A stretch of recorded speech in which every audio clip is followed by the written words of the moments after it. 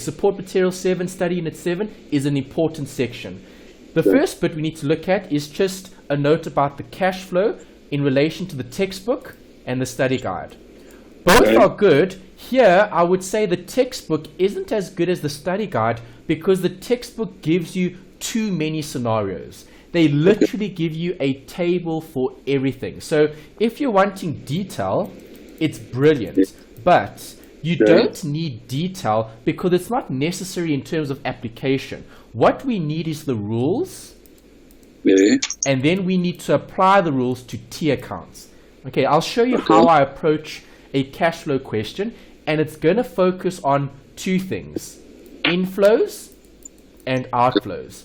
So we're focusing on bank, and we're looking at money coming in and money going out, and that's it. So all you're going to be doing is you're going to be searching and looking for bank in every possible scenario. Okay. So the question we always ask is there a cash flow effect here? Yes or no? If the answer is yes, we do a working. If the answer is no, we can skip it, we can leave it, we can move on to the next adjustment, okay, or the next bit of information. So don't worry too much about the textbook here. I think the textbook actually overcomplicates it because they give you so many different scenarios. Maybe just to, for example, to give you one, let's say, just to show what I mean by that, if you look at one of the summaries that they give you in the textbook, I'm trying to find the page here quickly. Okay, chapter 7. Okay, there's it. All right, so there's a summary here on page 312, and there's another one earlier 312 on 292. Okay, 292 is actually the better summary because it covers all the sections. 312 just covers the one section, which is cash generated from operations. Okay. Due to the indirect method. Okay, remember the indirect method is the most challenging of the two. There's only two methods, direct and indirect. So if you look at page 312, let me write that down. So page 312 gives you a note about the indirect method, cash generated from operations. You can see there's a template there. Are you going to reproduce these templates? I suppose so. You're not going to need to because these templates cover all the possibilities. Depending on the question, you might not have everything. So if you put all of this down, it's actually more confusing because some of it you don't even use, and then you might be trying to find an amount that you don't actually need. Okay, and then again, if you look at page 292. Okay. On page 292, you've got name of the business, cash flow, statement of cash flows for the year ended, and they've given you all the sections. But you can see that the disclosure there is so complicated, and there's just too much happening on those 2 pages. You're talking about the one that says indirect method? I'm talking about, okay, what volume do you have? Do you have volume 2, 5th edition? Yes, no, I have volume 2, 5th edition. Okay, volume 2, 5th edition is correct. We've got the same textbook. On page 292, there's the name of the business, statement of cash flows, and then they've got, there's some grayed out areas for the operating and then indirect method. Yeah, that's what I'm saying. It says direct method and then it says or indirect method. Correct, yeah, it's either or. And then on the right, you've got cash flow from investing and you've got cash flow from financing on page 293. Yes, I see that. Okay, so that's a very, very, very big template to study and to remember off by heart to recreate in the exam. Do you need something as complicated as this? The answer is no. Okay, all you need is different sections and an understanding of what goes where. Right, and that's why I feel the study guide questions are better because they're going to be similar to your exam. You can look at the textbook ones, but the textbook ones go a bit, let's say, too far because they really cover all the different scenarios from sole proprietors straight through to companies.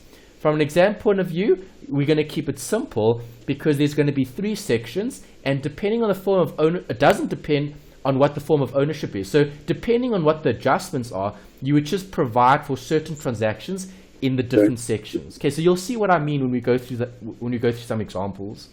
Okay, perfect. First two questions: what is cash flow? Well, it's cash moving in and out of the business. Correct. It's as simple as that. Don't overcomplicate it. It's as simple as money coming in, money going out. And how do we account for that? We look at the bank general ledger, okay, and we look at the effects on other accounts. Okay. Okay, so one example. If the owner gives cash to the business, will the bank be affected? Yes. Definitely. So if the owner gives money to the business, which accounts will you affect? Well, you would obviously debit assets, so you would debit bank. Good. And you would credit income. no. Who gave money to the business? The owner. So it's capital. yes. Okay. Okay, so you see, that's the knowledge that you already know, okay, based on the basics. Okay, basic principles, debit, credit, and then all we need to do now is just draw up the T accounts. Okay. Right, so that's the approach we're going to take. And what are we doing? We're searching for bank. Okay. So we always need to ask that question. Can bank be part of that T account? So if I ask you, can bank be part of capital? Yes, it can be. Yes, it can be. So where would you put bank in capital? In terms of, what do you mean, where would you put it? You would put bank on the credit side because bank will be referenced by capital. Okay. Okay, remember it's contra account, so you always double account for every transaction. Okay. Okay, so in capital you'll write bank and you'll write the amount. In the T account for bank, on the debit side you'll write capital. Okay. Does that make sense? Yeah, it makes sense, yeah. Okay, so then there's your debit for the bank and here's your credit for the capital. Okay. Okay, it's the contra account, so those two accounts go together. Okay. Okay, so why is it important to monitor your cash flow? Well, to see if you're making money or losing money. Correct. So do businesses go bankrupt because they don't make a profit? No, because they don't have money. Exactly. Businesses go bankrupt because they don't manage their cash flow. Yes. That's important. Good. All right, so cash flow is everything. Okay. Why is it important? Because it determines if there's liquidity in the business. These are two things we'll look at later. There's a short chapter in your study guide that covers ratios. And then we'll focus on these concepts a bit more in detail when we talk about liquidity and solvency. For now, all we're looking at is the firm's ability to manage their cash. Can they meet their obligations? They will be able to meet the obligations if their inflows are greater than their outflows. Okay. Solvency is looking at assets and liabilities. This is looking at a business in terms of its going concern. Okay, so do they have more assets than liabilities? Okay. Those are two different scenarios that you would look at from a cash flow point of view. Okay, so two examples. Can a profitable company go bankrupt? Yes. Definitely. So.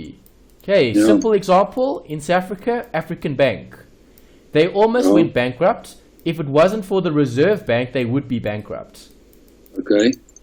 Okay, so you probably heard of the story where African Bank bought Ellerines, the furniture business. No. And then African Bank suffered from lots of bad debt. They couldn't collect outstanding payments. Okay. Okay, that was in the news around a year and a half ago, where they were talking about African Bank. It's still a problem. So, for example, currently, the Reserve Bank is still monitoring and managing African Bank, helping them to survive.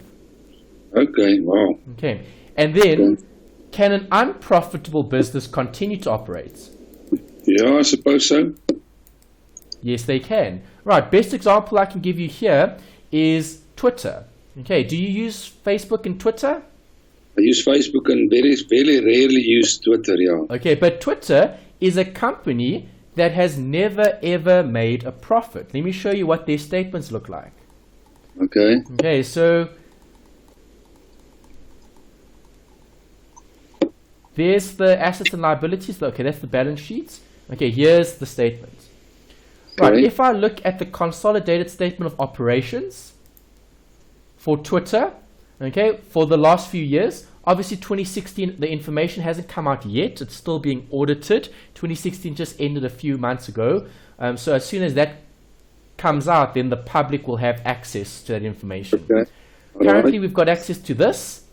Have a look at Okay. those 3 years, 2015, 2014, 2013. Good or bad company? Okay. Bad, because they made a loss. Correct. They made a loss every year. In 2013, a loss. How big is Yeah. this loss? $645 million. That's a massive loss, hey? Uh. Okay. So in 2013, big loss. 2014, $577 million loss. Okay. 2015, $521 million loss. Okay. Not Facebook, Twitter has never ever made a profit since they were created. Okay. Okay, since this company started, they've never made a profit. So why do they still operate? How is that possible? We're not making a profit, but we're still operating. And that's not a small loss. That's a $500 million loss. Oh, that's a whack of money. Yes, today. But why does the company still continue? I don't know. It's because they manage their cash flow. Okay. Okay, so let me ask you this question. Is Twitter still a valuable company? I suppose so, yes. Definitely. Okay, so again, if we look at value, we need to go up here and we need to look at the assets minus liabilities. So there's Okay. the assets, there's the liabilities and equity.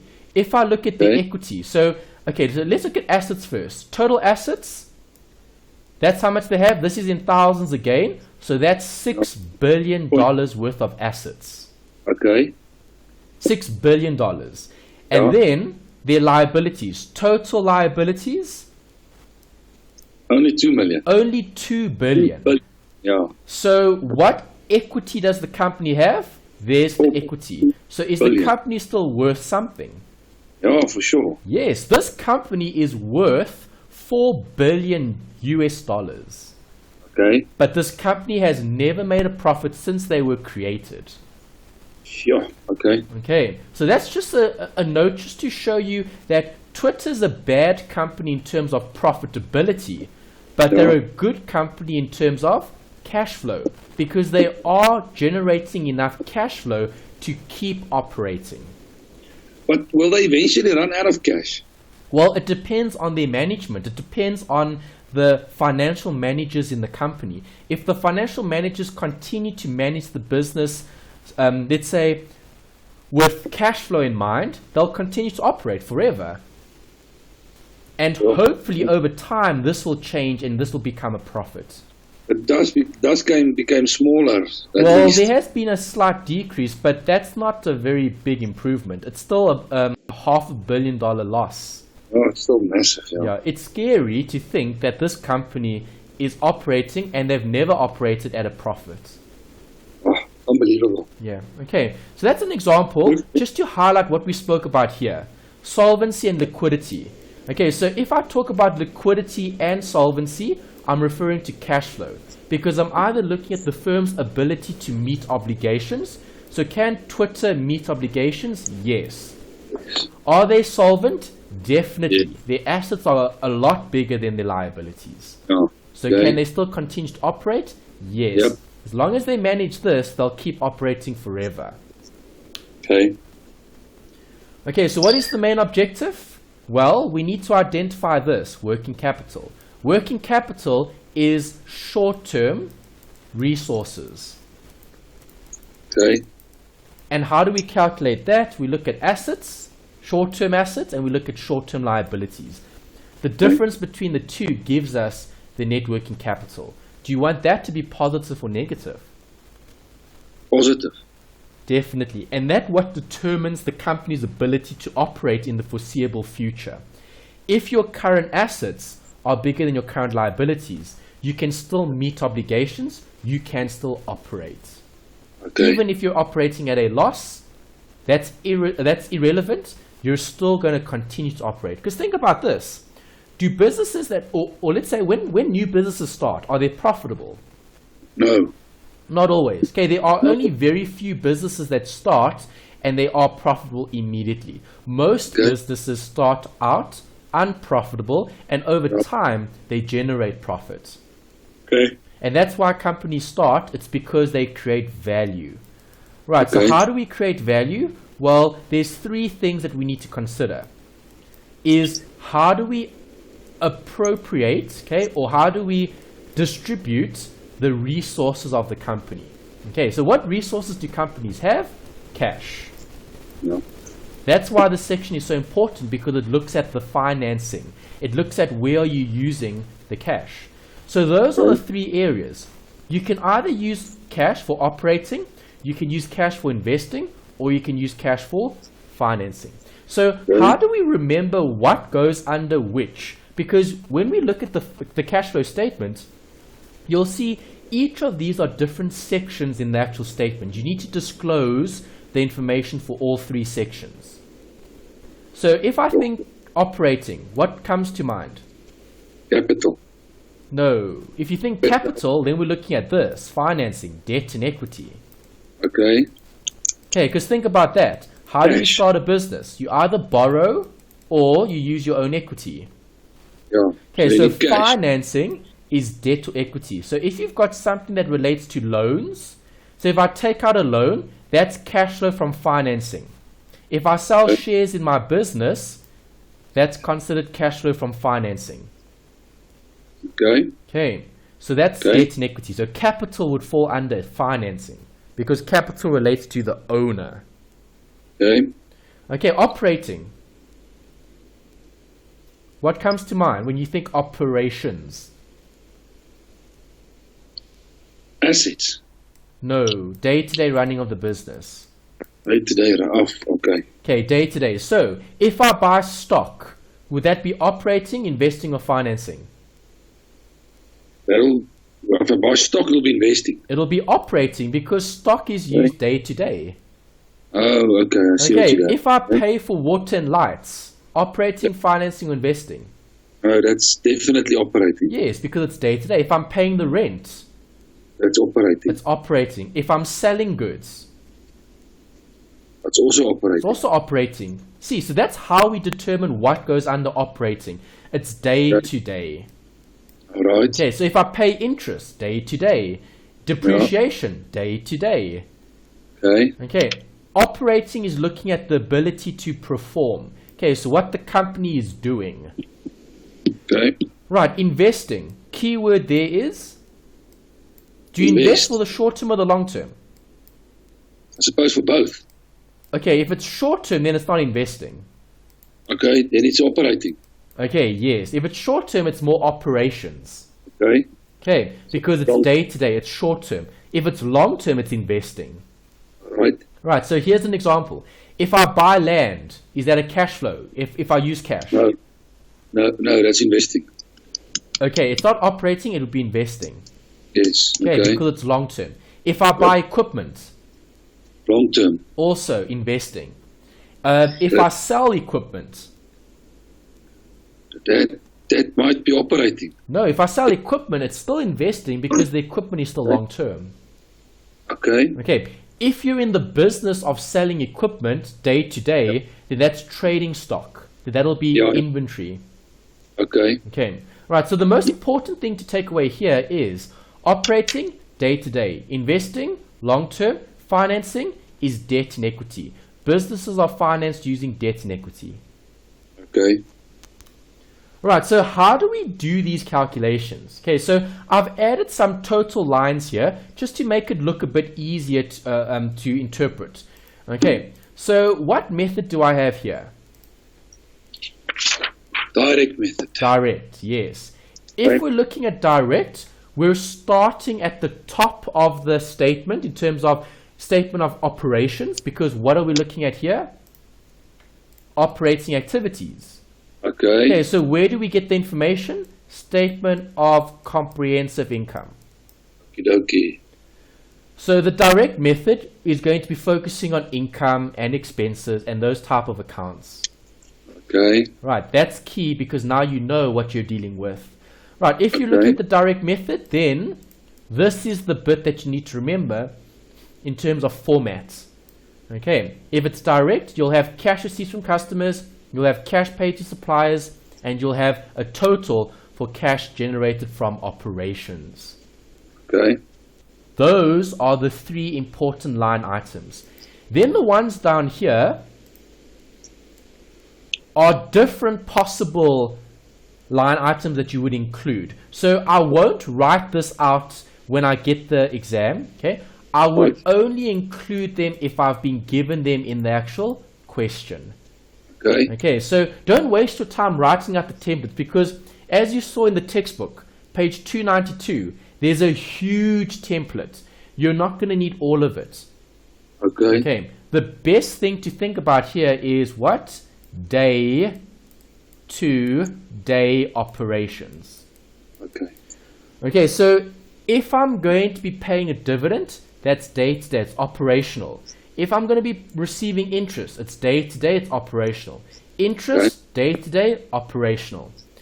Notice how you can include a sale of assets and other things here, but it must be less than 12 months, because is that long term or short term? That's short term. That's short term, exactly. Okay, so as long as it's short term, it'll go as part of the day to day. Okay. I've highlighted this one in red because it's important, because you get two different things. You'll see a separate note just now about it later on, okay, about a repayment of capital. Okay, a distribution to the owner is normally made from what? The capital or the profit? From the profit. Correct. So profit is derived from the day to day. Okay. So if it's a distribution, it goes where? Operating activities, not financing. Because yes, it relates to the owner, but it's day to day. So a distribution to an owner is seen as a operating activity. Okay, perfect. Okay. To contrast that, here's the other method. Okay. So the two basically stand in contrast to each other. Yes. Okay. The one starts at the top. Okay. So here I spoke about statement of comprehensive income. If it's direct method, we start at the top and we move down. Okay. Okay. Of the statement of comprehensive income. Here with the indirect method, what's the last line on the statement of comprehensive income? Profit. Yes. Profit before tax or profit for the year, depending on what type of business you've got. Okay. Okay, so with the indirect method, we start at the bottom and we move our way up. Okay. Okay, so what must you do? You need to adjust for certain things that don't meet the definition of an inflow or an outflow of cash. Okay. Okay, so things we adjust for would be non-cash items, an increase or decrease in current assets, and an increase and decrease in current liabilities. Those are the adjustments we provide for in a cash flow statement when I look at the indirect method. Okay. Okay, so the top bit, this bit over here, that's the important bit that you need to remember, because that makes the indirect method. It makes the indirect method, okay, applicable because you're starting at the bottom and you're going up. Right, so do you agree cash generated from operations is the same thing I had here? There's it. Yeah. Okay, the only thing different here is you use a different working to get to it.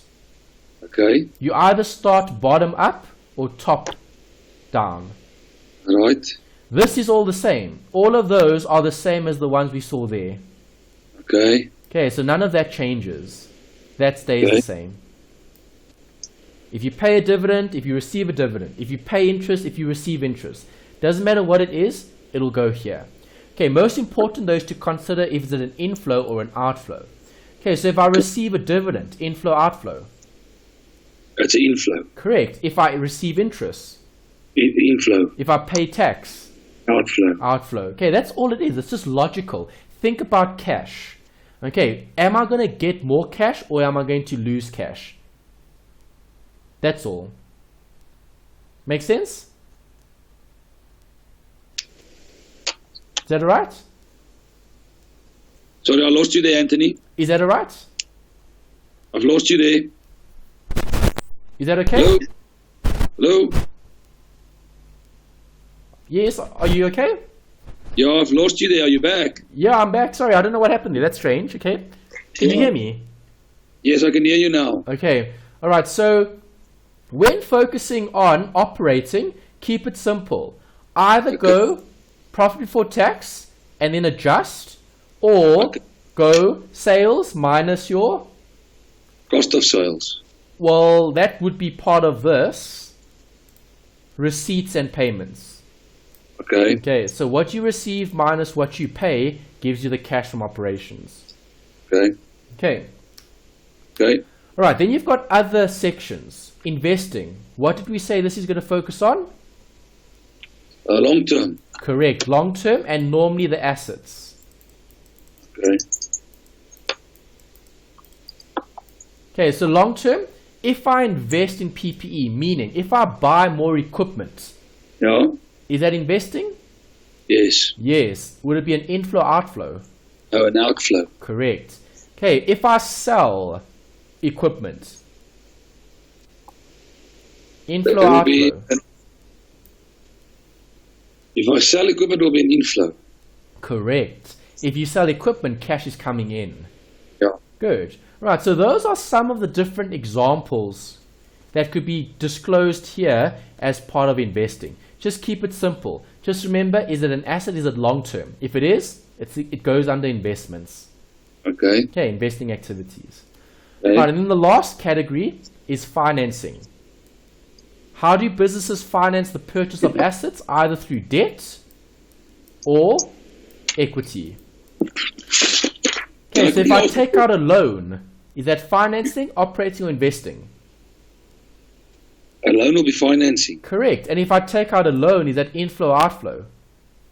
Outflow. No. If I take out a loan, Oh, your cash will come in, yeah. correct, Okay. cash will come in. Okay, Okay. because we're focusing on cash flow. We're not worried about the liability. All right, okay. Okay. If the owner gives a contribution to the business, Okay. and it's in the form of cash. Can I ask a question quickly? Yes. So with these cash flows, is it basically, are we going to draw up a cash flow and we're going to have these three categories, investing, financing, and what was the other one? Investing, financing, or operating? Yes, that's exactly right. Because those are the three sections that cash is used for. Okay, fantastic. Okay, So think about this. If we keep it simple, let me go back to this this slide. Okay, let's keep it simple and let's think about an individual. Okay, so an individual, so the cash that you have, you either use it for operating, so day to day. Okay, so fuel, transport, food, entertainment, etc. Okay. That's operating. Okay, if you're not spending your money on that, then what are you doing? You're saving, okay, investing. Okay, buying assets. Right, and if you're not buying assets, then what are you doing? You're either paying off loans, debts. Okay, Okay, and those are the only areas that you would be looking at in terms of your cash. Cash. Yeah, Okay. so as an individual, those are three sections where you would spend your money. Operating, financing, investing. Okay, excellent. Okay, so for a company, we do the same thing. We're analyzing where is the company spending its money. Is it day-to-day? Is it investing? Or is it debt and equity? Okay, fantastic. Okay, so if it's operating, then it's one of these two, direct or indirect. Got that? Yep. Okay, and then if it's investing, it's just one template where you put long-term assets here. That's it. Okay, and then if it's financing, it's either debt or equity. Okay, there's the point I've highlighted in red. If I repay capital, is that operating? No, because it's capital that you're paying. So if I'm paying off capital, it's going to affect financing because it's going to affect the equity. Okay, perfect. Okay, it's not going to affect the profits. Okay, so the direct method and the indirect method we only apply during the operating activities. Correct. Okay, that's right. Okay, operating and direct and indirect only applies to operating. You're right. Okay. I just want to make a note quickly. Yes, that's correct. Okay. Is that right? Yeah, that's perfect. Okay, good. Okay, so now we need to look at some of the non-cash items. When do I consider non-cash items? Direct or indirect? Non-cash is indirect. Yes, only for the indirect. Does it affect the direct method? No, because in the direct method you would ignore non-cash items. Because why would you put non-cash items in a cash flow statement? Okay. That doesn't make any sense because the cash flow statement is looking at cash flow.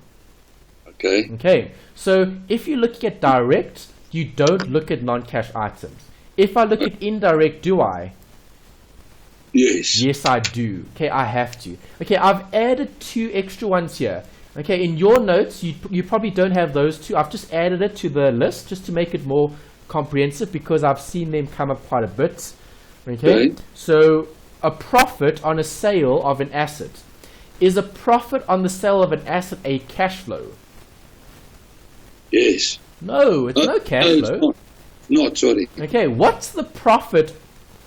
It's the difference between what you bought it for and what you sold it for. Yes, you're right. Okay, do you agree the cash flow would have been the proceeds? Yep. But if it's the proceeds, is that operating or is that investing? It's investing. It's investing because you sold what? Assets. Exactly, you sold an asset, you sold equipment. Yeah. Okay, so profit on sale isn't a cash flow. Is depreciation cash flow? No. No. Okay, you don't pay anyone for using the vehicle. You don't lose anything, you don't gain anything. It's just an accounting entry. Yeah. Okay, it's a non-cash item. Okay. Same thing with an allowance. If you create an allowance, is there cash flow? No. No, there's no cash flow. You're just creating a provision. Oh, so you're providing for like bad debt or stuff like that. Exactly. That's exactly right, yeah. And another one, fair value adjustment. So if you increase the value of an asset, is that cash flow? No. No, there's no cash flow. So if the value of your asset goes up, no one pays you anything for that. Exactly. Okay, when do you get the benefit? It's when you sell it, and that's different. That's investing. Okay. Okay, because that's a different section looking at cash flow. Okay. Makes sense? Yep. Great. Alright, so on this slide, I've given you some formulae. Okay, do you need to know these equations? Yes, I suppose so. Well, there's 2 ways of doing it. You can either study all the possible scenarios and then just apply them, or you can understand why you're adding the beginning of the year and why you're subtracting the end of the year. Okay. So understanding is more important because you have rules. And you know how to apply the rules. Debits and credits for the 6 accounting rules. Okay. You should know what these accounts are because these are accounts that we've looked at in terms of adjustments and you've been tested on them in 1502. Okay, so let's look at this rule. What are we focusing on? Non-cash items. Okay, so when looking at movements in money, okay, cash, you could have an adjustment. Let's look at the first one, accrued income. Okay, so we've got this year and we've got last year. Okay, and I'm discussing the first one, which is accrued income. Okay. Right, so tell me what accrued income is. What is it? If you had to describe accrued income to someone, what is it? It's like prepaid expenses. It's like prepaid expenses. No, not quite. Man, it's money that you've so you've sold something and you've accounted for it, but you haven't received the money yet. Okay, that's better. That's good. Okay, so it's similar to debtors. Yes. Okay. What is debtors? It's a sale and you haven't received. Yes. Okay, so you're right. Accrued income is income that you've earned that you haven't received. Received, yeah. Do you agree? Yeah, okay. So let's discuss this. Okay, so last year I had accrued income of 5. Okay? That was last year. Right, so if I look at last year, if I'm looking at cash flow, okay, accrued income, you said, is income that you haven't received. Okay. Okay, so for 11 months, you receive 11. Okay. Okay, and then in the last month, month number 12, Yeah. okay, you were supposed to receive 5. Okay. Have you received it? No. No. What would the accountant have done? They would have accrued for it. Exactly. Okay, so what is the accountant going to do? Okay, they're going to provide for the accrual. Right, so Yeah. last year's accrued income, do you agree there's no receipt there? Yep. Okay, you didn't receive anything. But now, if I'm looking at this year, Yeah. because that's the focus, I'm accounting for what? The 12 months from beginning to Yeah. end. Okay. Okay, so if I'm looking at accrued income, what happens to this accrued income from last year? When do you actually receive it? In this year. Exactly. Okay, see, there's the logic. Alright, Okay. so last year's accrued income wasn't received last year. When is last year's accrued income received? This year. This year. And that's why you add it. Okay, so beginning of the year accrued income is added when calculating the cash flow. Okay. Okay, but it's easy to interpret what happens. Okay, think about it. Accrued income, money I didn't receive last year. So this Yeah. year, am I going to receive it? Yes, so you have to add it. Yes. Okay, then I'll have to add it back. Okay, are you happy with the first bit, the adding? Yeah. Okay, now let's discuss the subtraction. Right, so now we're changing focus. We're looking at this. Okay. Subtract end of year. Okay, that's Yeah. what we're looking at. Now we're looking at this part. Okay. Okay, so in for this year, okay, let's again assume I've been operating for 10 months. And for 10 months I've earned 10. Okay. In the last 2 months, I'm supposed to earn 2, but I haven't. Okay. What is the accountant going to recognize as income for the year? 12. Correct. The accountant is going to show 12 as income. Can you Okay. view the 12 as being cash flow?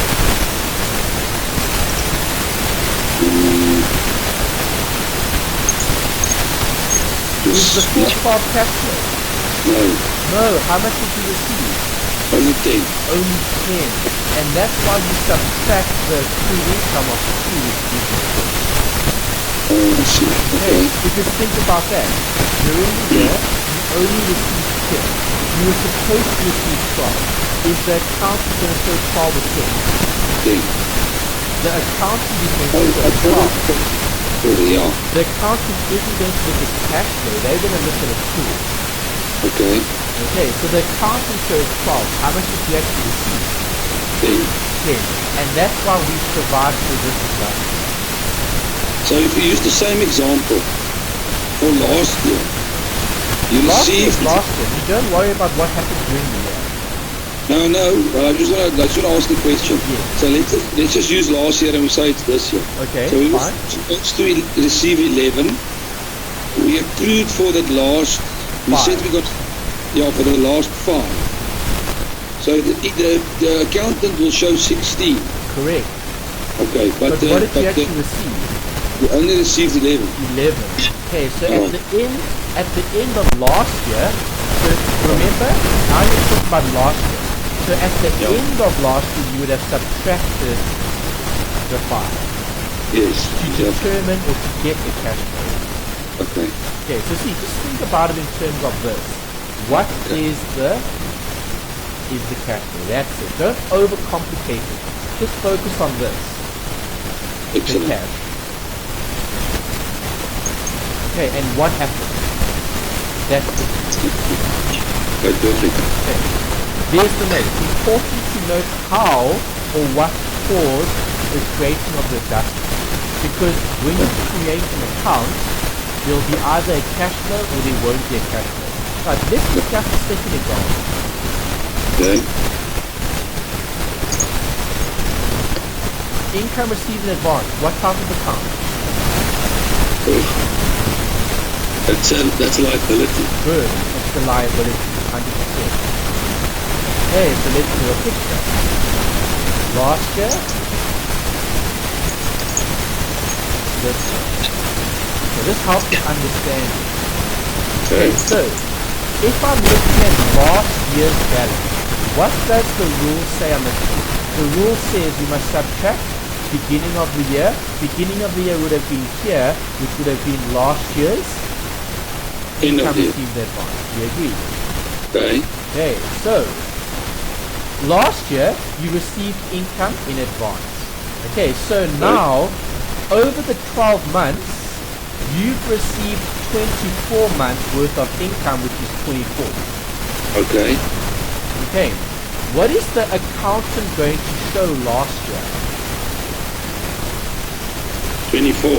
No, the accountant is only going to show 12 because half of it is a liability. Okay. Because that's last year's income received in advance. Okay. Does that make sense? Yeah. Okay, let's repeat that. Okay, last year we received 24 because that was for 24 months. Okay. 12 months belong to this year. Yeah. 12 months belong to next year. Okay. Okay, so is the accountant going to show 24? No. They'll show 12 as income, and they'll show 12 as income received in advance. Okay, perfect. Do you agree? 100%. Okay. What happens this year? Do I receive it or don't I? No, I've already received it. Exactly, you've already received it, but what is the accountant going to show this year? Well, it's going to show 12 as well. Exactly, the accountant is going to show 12 months worth of income. But what is the cash flow? 0. Exactly, the cash flow is 0, and that's why you subtract last year's income received in advance, because you received nothing this year. But the accountant is going to show 12 months. Okay. Does that make sense? It makes sense, yeah, but it's sort of contradicting to what we said earlier, that cash flow is so important. So Cash flow is important. We're looking at the cash flow. No, I know, but we got the cash 2 years in advance, so we had a good year then, but this year we don't have any cash. Okay, because we're looking at cash flow. So, okay, let's keep it simple. Right, income received in advance. Last year, did you receive the cash? Yeah. Yes, so last year there would have been a bigger cash flow. This year, are you going to show cash flow? No. No, because you received it last year, so you subtract last year's cash flow. Exactly, yeah. Okay, last year's accrual. Okay. Okay, let's discuss the last bit over here. What happens now if I have the current year? So add end of the year. Okay, so what am I looking at? I'm looking at this. Okay, so this year I received 48, alright, which represents 24 months. Okay, what is the accountant going to show? 24. The accountant is only going to show 24, okay, which is half of it for the 12 months. Do you agree? Yep. Okay, so half of it will be shown. In terms of cash flow, did you only receive half of it? No, you received everything. You received all of it. So you are going to have to add 24 to get the 48, because that's actually what you received. Okay, perfect. See, and that's why you add end of the year, because it shows you the cash flow. Okay, 100%. Okay. It's simple. Just think about what it is. Is it an accrual? If it is, how does it affect cash flow? That's it. So these rules only apply to accrued income and income received in advance. Well, those rules are specific for those two. Now, what happens if you have the others? Prepaid expenses. What happens if you have accrued expenses? Do you see how many different ones there are? Oh, okay. Okay, so the point I'm trying to make is learning the rules doesn't help the situation, because then you need to have a super memory. Yeah, I see what you're saying. Okay, because accrued income, now you need to remember this. If you forget this, then you get it wrong. Yeah. Okay, but you can't get understanding wrong. Okay. Okay, that's why I approach it that way. understand what you're doing, because then it's easy. Okay, 100%. Okay, and that's how we're going to do it. Okay, so when we look at the example, we'll discuss that just now. Okay, perfect. Okay. All right, the last bit, then we'll take a break. Disclosure. Why is disclosure important? Because we're focusing on layout, formats. Okay. Okay, so I sent you some templates last time. I'm not too sure if I sent you the cash flow ones. I'm going to quickly attach it just in case. No, you did. I've printed them. Oh, you have? Awesome. Great. Well done. Thanks. Okay, so the cash flow statements, the templates, those are the templates we're going to be using for the examples in your study guide. So there are 4 examples. I'm going to cover the first one tonight, and then we'll look at the rest on Wednesday. Right. Okay, so helpful accounts are T accounts. Why do we like T accounts? Because they help us to identify cash flow. What are we searching for? For bank. Exactly. Okay, so we're looking for accounts that have bank. Right, so let me give you some examples. Okay, sales. Will sales possibly have bank? Yes. Okay, where would you see it? Well, money coming in from... So which side? That's the income. So it'll be a debit. No. Sales. Where would you see bank in sales? Thought it would be credit. Yes, because the sales account must be credited because bank will be debited. Yes. Okay, do you agree? If I draw bank here, Yeah. bank would have had the plus Yeah. because of the sales. Yeah. Alright, let me give you another account. Telephone. That's an expense. So where would you see bank? So you would see bank on the debit side. Possibly, correct. Good. Okay, because here's the debit, and then in bank you would have seen the telephone here Yeah. Okay. when you paid it. Right, one more. Okay. Can you see bank in drawings? Yes. Where though?